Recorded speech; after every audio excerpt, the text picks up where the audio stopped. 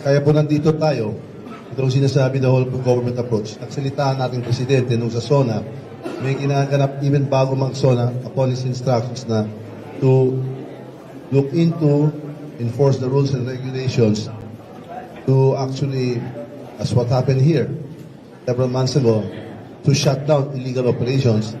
So nakikita natin lahat ito mga lumalabas sa pag-enforce ng batas na ginawa natin at yung mga nangyayari sa nakarang taon post-COVID, no?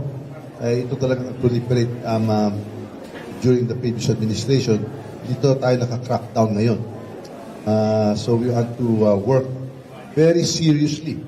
Seryosong-seryoso talaga ang administrasyon ni PBBM dito sa issue na to. Kaya nakita mo sa SONA, yun ang resolve. Ganon din sa Kongreso, yun ang commitment din natin. Hindi lang sa kanya pero sa taong bayan. That we will follow through, we will be as comprehensive.